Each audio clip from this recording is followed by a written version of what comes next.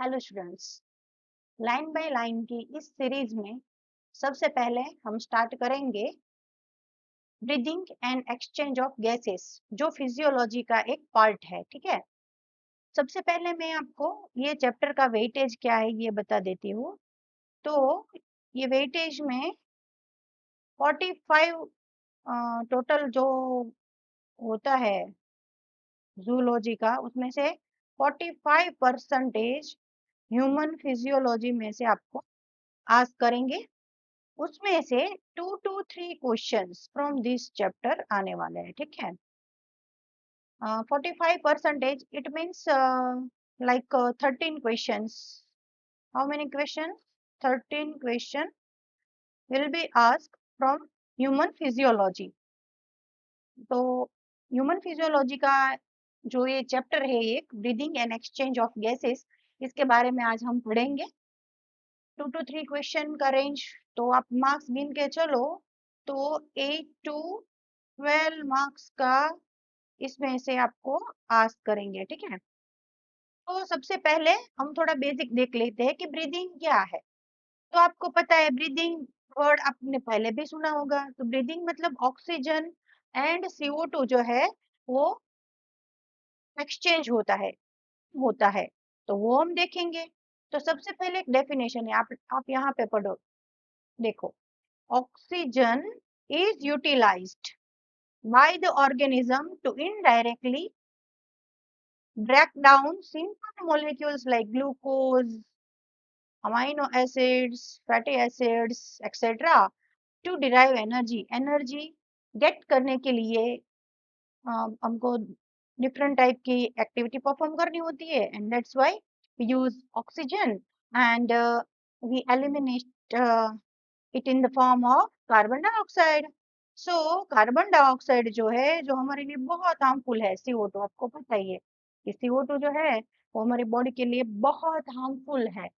तो ये रिलीज होता है जब भी ये मोलेक्यूल्स टूटते हैं ना, glucose, amino acids, fatty acids etcetera, energy प्राप्त करने के लिए। तो उस टाइम पे एक वेस्ट प्रोडक्ट भी बनता है CO2, जिसको हमको हमारी बॉडी में से निकालना होता है। सो कैटाबॉलिक एक्टिविटी जब भी हमारी बॉडी में होती है, catabolic reactions, at that time CO2 eliminate होता है, बनता है। उसको हमको एलिमिनेट करना पड़ता है, बॉडी में से बाहर निकालना पड़ता है। And it is therefore evident that O2 has to continuously provided। देखो, O2 कंटिन्यूअस हमारी बॉडी को प्रोवाइड होता रहता है, मिलता रहता है, हमारे सेल को मिलता रहता है। एंड CO2 जो बनता है हमारी सेल में, वो रिलीज आउट, वो बाहर निकलता है। एंड दिस सिंपल प्रोसेस जो है ना, उसको ब्रीदिंग बोलते हैं। सो यहाँ से आपका ब्रीदिंग का डेफिनेशन है। कभी कभी इसमें से आस्क करते हैं, but this type of silly question will be not asked. Okay, but you have to know the definition. So see, this process of exchange of O2, see, exchange of O2 from the atmosphere with CO2 produced by the cell is known as a breathing, and in biology it is known as a respiration. So it's a basic. Okay, now एक activity है, को feel करना है, कैसे आपने O2 लिया, CO2 निकाला। तो फील करो, put your hands on your chest, now feel, breathe.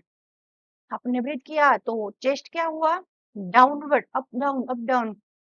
आप कुछ नहीं करना है, आंखें बंद करो, अपना हाथ यहाँ पे रखो, ब्रीथ इन आउट। तो आपको कैसा फील होता होगा कि हमारा चेस्ट जो है ना वो अप डाउन होता है। अप डाउन होता है, इसका मीनिंग क्या है कि ब्रीदिंग चालू है, हमारी बॉडी में ब्रीदिंग चालू है, इसका मतलब रेस्पिरेशन हो रहा है। हम यहाँ से हमारा रियल चैप्टर जो है, रेस्पिरेटरी ऑर्गन्स, सबसे पहले हमको ये पढ़ना है।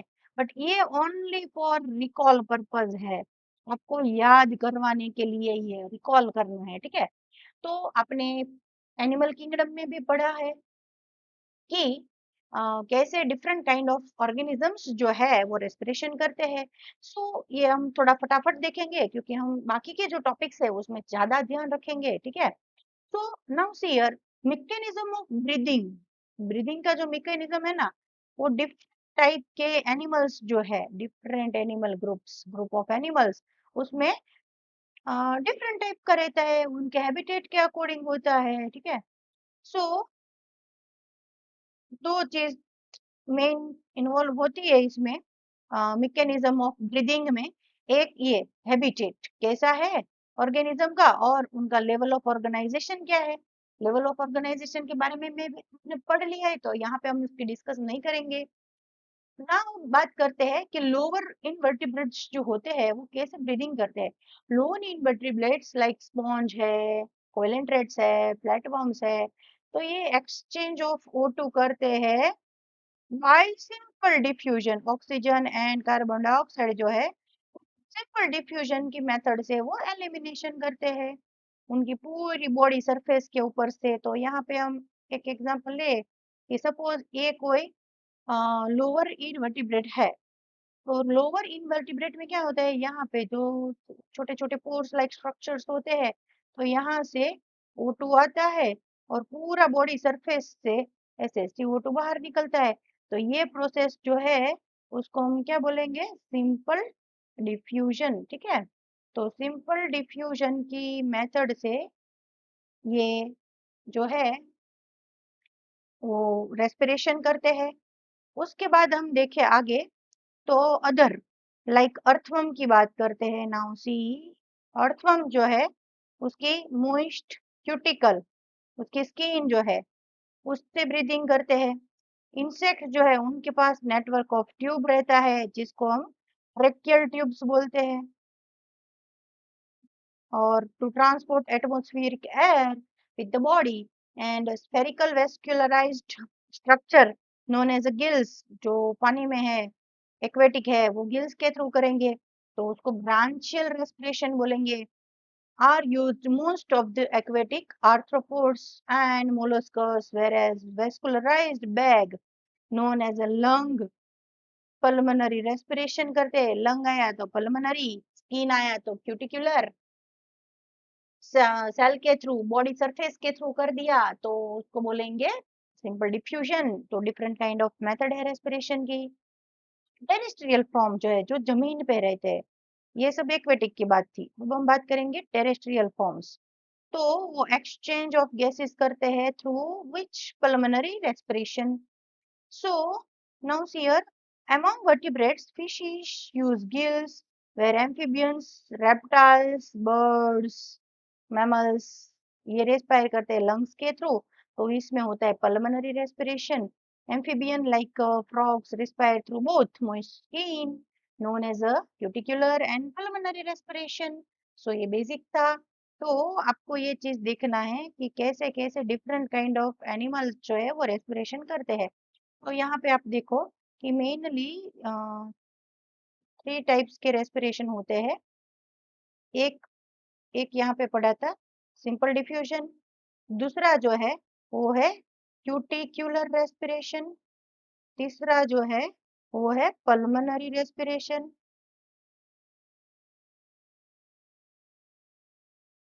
तो ये 3 टाइप का रेस्पिरेशन है। क्यूटिक्युलर मतलब आपको याद रखना है स्किन के थ्रू, और पल्मोनरी मतलब आपको याद रखना है लंग्स के थ्रू।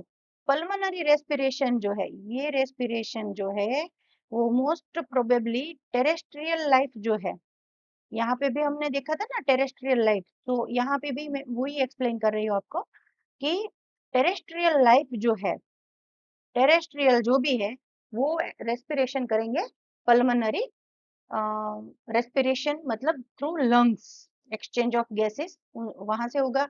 उसमें एक एक्सेप्शन था क्योंकि वो एम्फीबियन है। एम्फीबियन कौन, एग्जाम्पल लिया हमने फ्रॉग का, तो फ्रॉग में दोनों है, वो स्किन के थ्रू भी करता है और लंग्स के थ्रू भी करता है।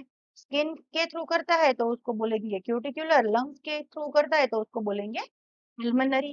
तो आपको आई होप कि आपको ये टॉपिक अच्छे से समझ में आ गया है। ठीक है, लोअर वर्टिब्रेट्स होते हैं जो, उसमें एक सिंपल स्ट्रक्चर होता है जिसको हम बोलेंगे क्या, ब्रेकियल ट्यूब्स। व्हाट,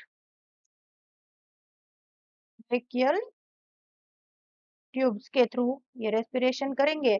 और ये ट्रेकियल ट्यूब्स जो है वो भी टाइप्स है क्या,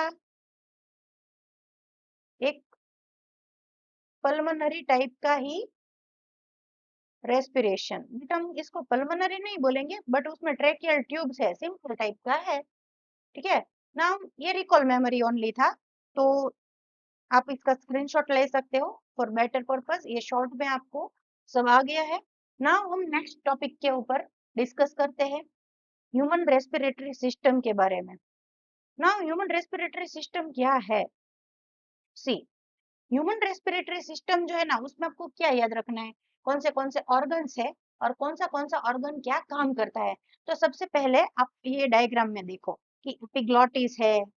एपिग्लोटिस मतलब यहाँ से स्टार्ट होता है, बट उससे पहले भी होता है, एक्सटर्नल नोस्ट्रल होता है, नसल कैनल होता है, कैविटी होता है, तो वो सबका क्या फंक्शंस है, तो वो हम इस सिस्टम में डिटेल में देखेंगे।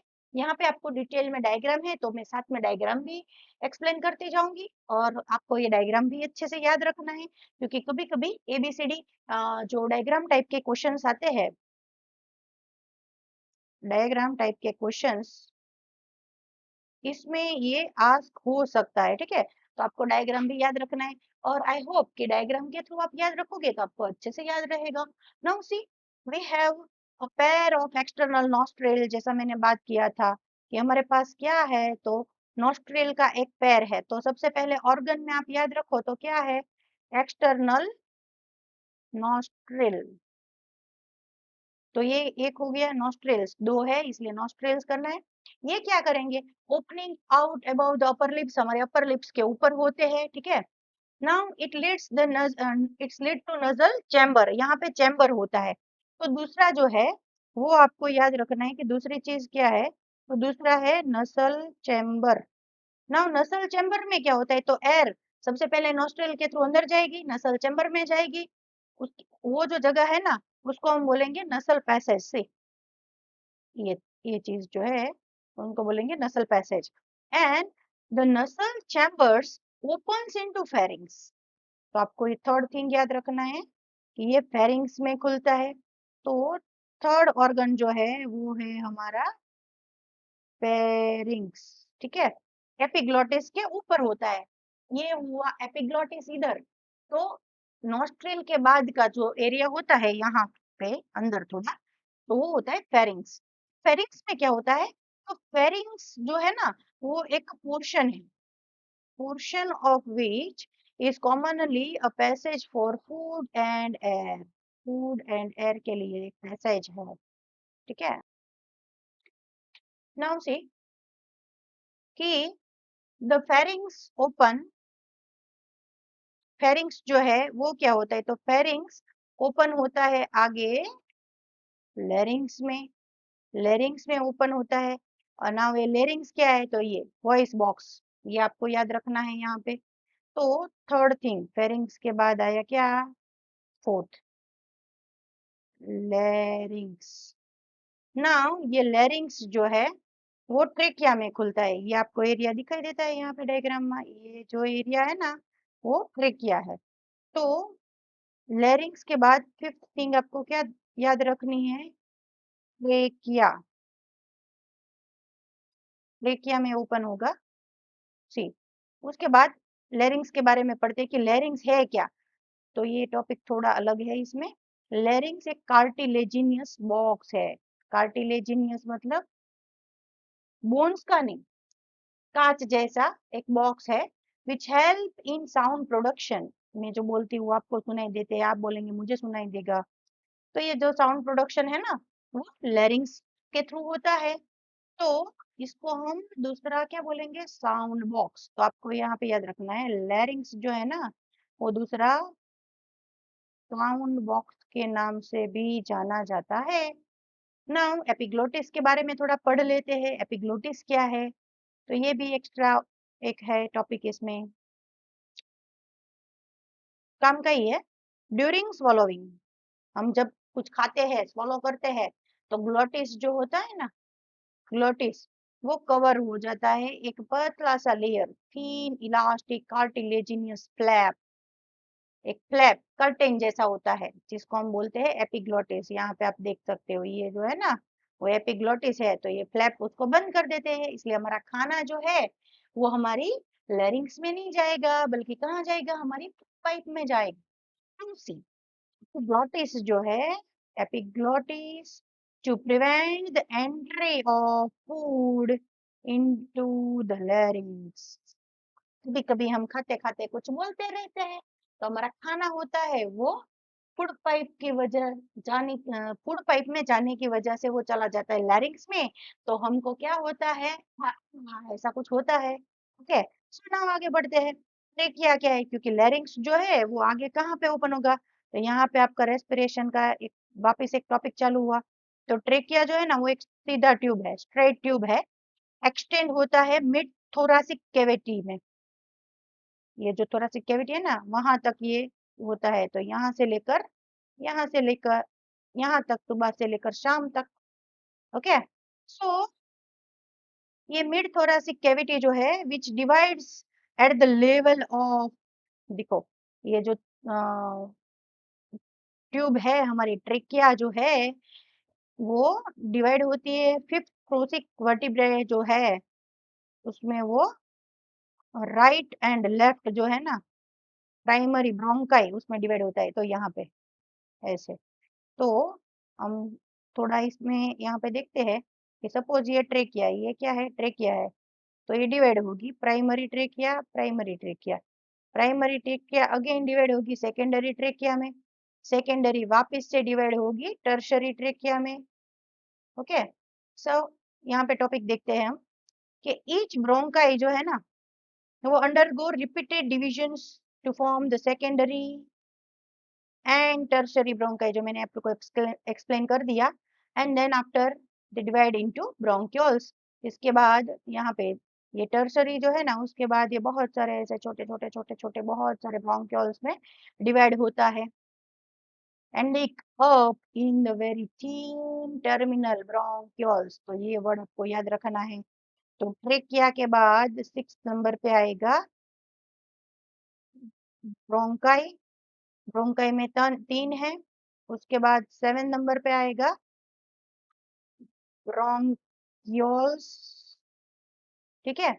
देन आफ्टर आगे देखो, द ट्रेकिया,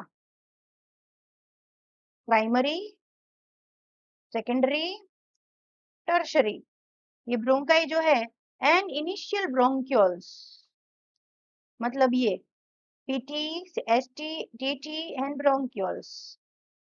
तो ये सब मिलाकर एक नेटवर्क बनाते हैं, supported by incomplete cartilaginous ring. Okay, ये सारा जो है ना, वो ऐसे ऐसे रिंग्स, मतलब इसको रिब केज बोलेंगे।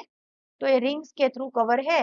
एंड ईच टर्मिनल ब्रोंक्यूल्स जो है ना, मतलब ये टर्मिनल, ये एंड वाला है। तो यहाँ पे ऐसी ऐसी बैग्स लाइक स्ट्रक्चर होते हैं छोटे छोटे, जो आपको यहाँ पे दिखाई देता है, देखो छोटे छोटे बैग्स लाइक स्ट्रक्चर दिखाई देता है। gives rise to the number of very thin, ये आपको याद रखना है। alveoli क्या है, इसका डेफिनेशन कभी कभी आस्क होता है। तो very thin irregular walled and vascularized bag like structure known as alveoli. so 8th number पे आएगा alveoli। तो यहाँ पे कंप्लीट होता है रेस्पिरेटरी ऑर्गन्स जो है वो विथ देयर फंक्शंस। नाउ आगे देखते हैं थोड़ा ये लाइन बाय लाइन में कि द ब्रांचिंग जो है ना, the branching network of bronchi, bronchi, bronchioles and alveoli comprise the lungs। ये लंग्स पूरा बनाते हैं। सो ये आपको पिंक कलर का जो दिखाई देता है, यहाँ से लेके ये जो है वो लंग्स थी, लंग्स है। ये जो रिंग लाइक स्ट्रक्चर दिखता है वो रिब्स है, रिब्स का कट एंड्स है, ठीक है। Bronchioles, pleural fluid, pleural fluid क्या है, तो जब भी हम जंप लगाते हैं, कभी कोई हमको धक्का दे देता है, तो हमारे लंग्स को कुछ हो ना, इसलिए गॉड ने हमको एक फ्लूइड गिफ्ट किया है जिसका नाम है प्लूरल फ्लूइड। तो ये जो प्लूरल फ्लूइड है हमको जर्क से बचाता है, आगे भी हम देखेंगे। तो ये प्लूरल फ्लूइड हमारे लिए बहुत इंपॉर्टेंट है, ये होना भी चाहिए। कोरोना में बहुत सुना था कि प्लूरा जो है फ्लूइड है उसका अमाउंट बढ़ गया, उसकी वजह से म्यूकस बढ़ता है, म्यूकस बढ़ता है तो गैसेस एक्सचेंजेस अच्छे से होती नहीं है, और रिजल्ट तो आपको पता ही है, ठीक है ना। आगे देखते हैं, वी हैव टू लंग्स, आपको ये भी पता है क्या है, तो पेयर ऑफ लंग्स, ये तो आपको बहुत याद रखना है। पेयर ऑफ लंग्स, ये भी एक ऑर्गन है, ठीक है। तो टोटल 9 थिंग आपको याद रखनी है इसमें। Which are cover by double layered pleura, है ना, कि ये डबल लेयर का प्लूरा जो होता है उससे कवर है, उसमें प्लूरल फ्लूइड भरा रहता है, उसके बीच में होता है, देखो उसका फंक्शन आ गया किसका, प्लूरा का, प्लूरल फ्लूइड का। तो ये क्या करता है, reduce the friction of the lung surface, okay, friction कम करता है। The outer pleural membrane, outer membrane जो है is in close contact with thoracic cavity. अब कैसे है ये मेम्ब्रेन, कैसे टच होता है, तो ये प्लूरल मेम्ब्रेन जो है ना वो क्लोज कॉन्टेक्ट में है किसके साथ, तो थ्रोसिक लाइनिंग के through, whereas the inner pleural membrane जो है is in contact with lung surface, lung के सरफेस के थ्रू। तो आप ये देखो कि यहाँ पे मैंने एक लंग बनाया है, मेरा लंग, मेरा नहीं बट पढ़ाने में लंग ये स्क्वायर है, एक डायग्राम बनाया हमने, देखो फिर ये जो है ना वो सपोज हमारा लंग है, तो आउटर एंड इनर क्या है ये हमको समझना है।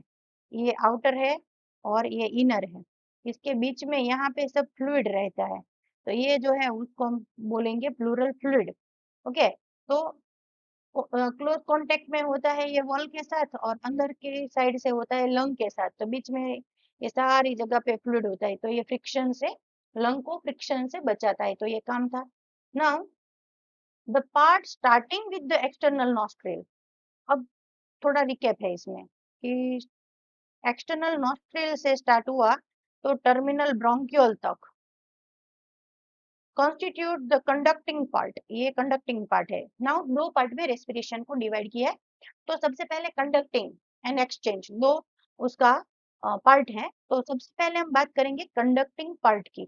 तो कंडक्टिंग पार्ट कौन सा है, एक्सटर्नल नॉस्ट्रिल से लेकर टर्मिनल ब्रोंक्यूल जो था वहां तक का पार्ट जो है ये पार्ट, उसको क्या हम बोलेंगे, कंडक्टिंग पार्ट, ये कंडक्टिंग पार्ट है, ठीक है। वेयर एल्वोइली एंड डक्ट जो है, कौन सी थी, एल्वोइली एंड डक्ट जो थी, तो ये जो है ना वो एक्सचेंज का काम करती है, exchange of gases O2 and CO2 जो है उसको एक्सचेंज का काम कौन करता है, तो alveoli and ducts. Now see line, the alveoli and the ducts from respiratory और exchange part of the respiratory system. Now यहाँ पे देखो the conducting part transport, conducting part का काम क्या है, तो यहाँ पे फंक्शन है किसका, कंडक्टिंग पार्ट का फंक्शन, ठीक है। सो देखो वो क्या करता है, ट्रांसपोर्ट करता है किसका, तो एटमॉस्फेरिक एयर, एटमॉस्फेरिक एयर मतलब क्या, O2 टू द एल्वोइली, एल्वोइली तक लाता है यहाँ तक, ठीक है। Clears it form foreign particles, okay, ये काम क्या करता है, तो फॉरेन पार्टिकल जो है इसको रिमूव करते हैं, फॉरेन मतलब हमारी बॉडी को जो नहीं चाहिए वैसा जो भी कुछ है, तो इसको ये निकाल देता है, फॉरेन पार्टिकल को निकालता है, ह्यूमिडिफाई करता है, सपोज गर्म हवा ले ली उसको ठंडा करता है, थोड़ा ठंडी हवा ले ली तो उसको गर्म करता है, जो हमारी बॉडी टेम्परेचर को सूट है वैसी एयर बना देता है। And also bring the air to body temperature, है ना, देखो हमारी बॉडी को जो टेम्परेचर वाली एयर चाहिए वो एयर यहाँ पे मिलती है। एक्सचेंज पार्ट, नाउ दूसरा एक्सचेंज पार्ट जो था ना ये, उसका फंक्शन क्या, एल्वोइली एंड डक्ट का फंक्शन क्या, तो ये है साइट, यहाँ पे एक्चुअल डिफ्यूजन होता है of O2 and CO2 between blood and atmospheric air, okay. Blood में जो एक्सचेंज होता है वो इसके थ्रू होता है, ठीक है। नाउ आगे देखते हैं कि लंग्स कहाँ पे सिचुएटेड है। द लंग्स आर सिचुएटेड, आपको सपोज लोकेशन आस्क करे लंग्स का, तो lungs situated in the thoracic chamber which is anatomically an airtight chamber, airtight chamber है, कोई उसमें लीकिंग नहीं है। and the thoracic chamber is formed dorsally, by the vertebral column, dorsally मतलब पीछे से, डोर्सली मतलब पीछे की साइड से, वर्टिब्रल कॉलम करोड़रज्जु जिसको बोलते हैं, एंड वेंट्रली आगे से स्टर्नम, एक छोटा हड्डी है थोड़ा जिसके साथ आगे से रिब केज हमारी अटैच है, लेटरली मतलब साइड में, laterally by ribs, and on the lower side नीचे की साइड से डोम शेप का डायफ्राम है। तो ये आपको याद रखना है, ये चीज आपके लिए इंपॉर्टेंट है, ठीक है बच्चों। And the anatomical setup of lungs in thorax is such that any change in the volume of the thoracic cavity will be reflected in the lung cavity. Lung cavity को रिफ्लेक्ट करता है, and such an arrangement, ऐसा जो arrangement है वो बहुत जरूरी है, किसके लिए, तो ब्रीदिंग के लिए। So we can not directly alter the pulmonary volume, हम डायरेक्टली पल्मोनरी वॉल्यूम्स जो है उनको नहीं कर सकते ना। थोड़े स्टेप्स है जो रेस्पिरेशन के लिए बहुत जरूरी है। तो respiration involves the following steps, see here, respiration जो है वो स्टेप, ये इसमें से भी क्वेश्चन आस्क हो सकता है, ठीक है।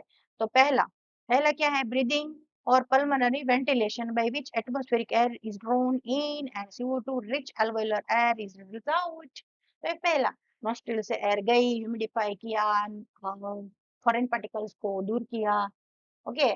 तो ये सब प्रोसेसेस जो है वो क्या है कि वेंटिलेशन हुआ, एयर अंदर गई, और CO2 जो है जो एल्वेओलर सैक्स में है, जिनको बोलेंगे एल्वेओलर बैग में एयर है, वो रिलीज आउट होगी। तो ये पहला फंक्शन हुआ, ठीक है।